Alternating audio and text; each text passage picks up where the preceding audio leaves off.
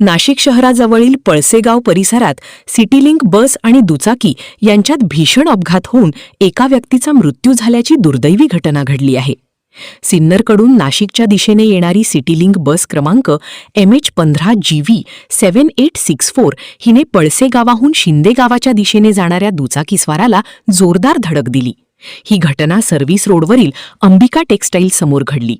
या अपघातात भाऊसाहेब देवकिसन गायखे यांच्या डोक्याला गंभीर दुखापत झाली. त्यांना तातडीने बिटको रुग्णालयात उपचारासाठी दाखल करण्यात आले, मात्र डॉक्टरांनी त्यांना मृत घोषित केले. दरम्यान अपघातानंतर सिटीलिंक बस चालक घटनास्थळावरून फरार झाल्याची माहिती समोर आली आहे. तसेच सिटीलिंक बस चालकांकडून वाहतुकीवर नियंत्रण न राहिल्याने वारंवार अपघात होत असल्याचा आरोप स्थानिक नागरिकांनी केला आहे.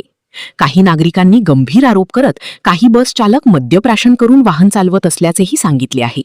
त्यामुळे नाशिक महानगरपालिकेच्या माध्यमातून चालवल्या जाणाऱ्या सिटीलिंक बस सेवेच्या अधिकाऱ्यांकडून अशा अपघातांना आळा घालण्यासाठी कोणती कारवाई केली जाणार याकडे आता नागरिकांचे लक्ष लागले आहे.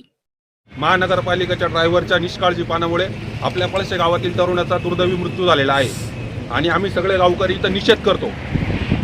आणि ओव्हर स्पीडिंगमध्ये या ड्रायव्हर दारू पिऊन गाड्या चालवता इथं आणि कुठल्या प्रकारचं भान नसतं यांना. आता हा ड्रायव्हर सिन्नरपासनं 70 ते 80च्या स्पीडनं येत होता. प्रवाशांनी देखील ही माहिती दिलेली आहे, त्यामुळे हा मृत्यू झालेला आहे.